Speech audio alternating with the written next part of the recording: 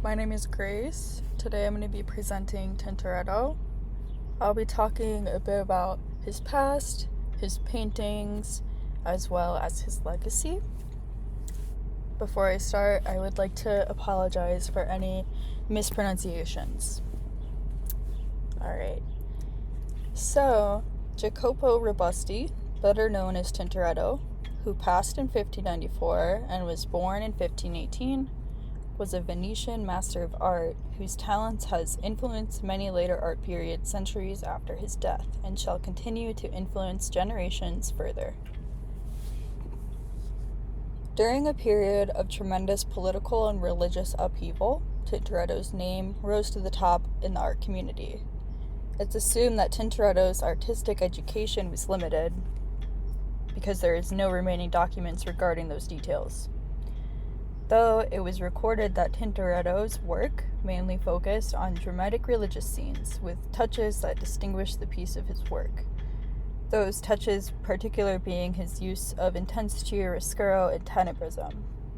Tintoretto had the ability to imagine a descriptive scene and capture every detail of it, and the effort to captivate the viewer with a perspective unlike other artists. He has an estimated total of 302 paintings, each of them infused with his unique method of constructing beautiful compositions. His typical medium consisted of oil paints on canvas, which allowed him to build up and distort layers of bold colors to create a grand sense of depth. He employed brushstrokes characterized by boldness and expressiveness, allowing his paintings to be submerged by energy and movement. His use of contrasting light and shadow is one of his most notable tactics. Tintoretto's independent path did not stop him from his climb to success. In order to gain prestige within the community, he offered to paint major works for little to no compensation. His 302 paintings were commissioned towards various civic authorities, charitable institutes, and the rulers of the cities, etc. His work was in such high demand, his family and he created a workshop where he would be able to consistently produce such beautiful works. 3 of his children followed in his steps to also become prominent artists, particularly his son, Dominic Tintoretto.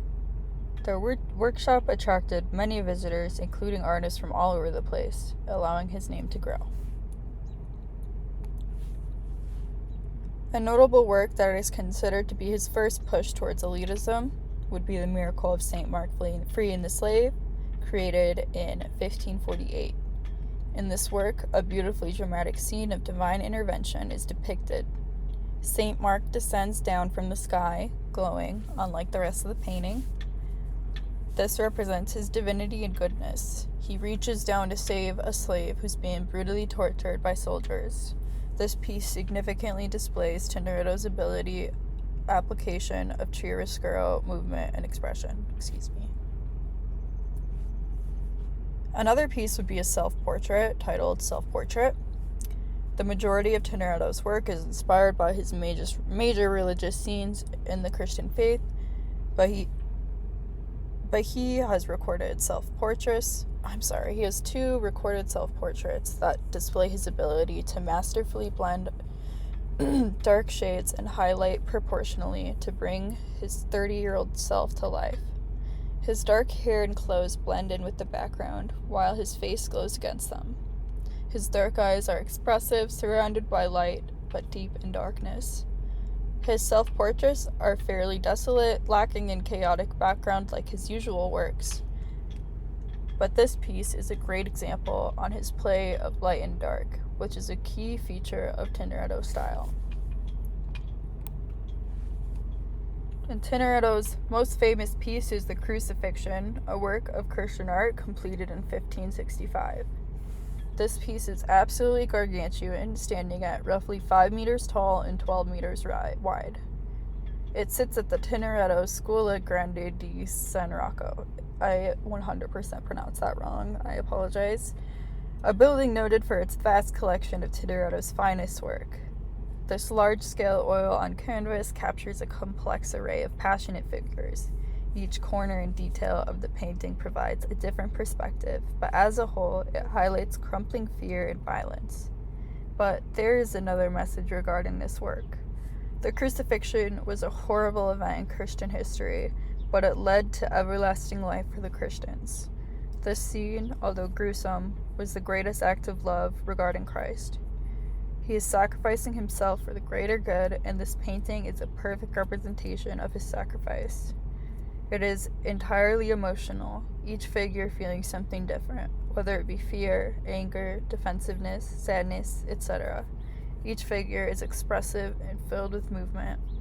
The majority of the violence is occurring in darkness, as well as the weeping mourners, Christ's supporters, but Christ's head is ringed with light, signifying hope, light, and divinity. This is a reminder that this act, while gruesome, leads to a destination that is worth it, everlasting life. Tintoretto's devotion to the Christian faith and his background as a religious artist highly influenced the creation of the crucifixion. According to Italy magazine, there are 21 churches housing works by Tintoretto in Venice. He often focused on religious scenes, and the crucifixion is an exemplary piece, certainly worthy of noting, as well as giving him the prestige that he carried his name this far. His work, particularly the crucifixion, sends viewers a powerful message. Christ made the ultimate sacrifice for human salvation, and that is something that he strongly believed in. This work highly signifies that bad may lead to good. Tintoretto's masterful techniques and stunning messages have enabled him to leave the mark he has left. Various artists, for example, Peter Paul Rubens in the Baroque era, have adopted his techniques and paint in similar styles to Tintoretto. Tintoretto's legacy remains as a symbol of the power of art as a tool for spiritual expression and innovation, and also reminds us of the profound effects of visual art. Thank you for listening.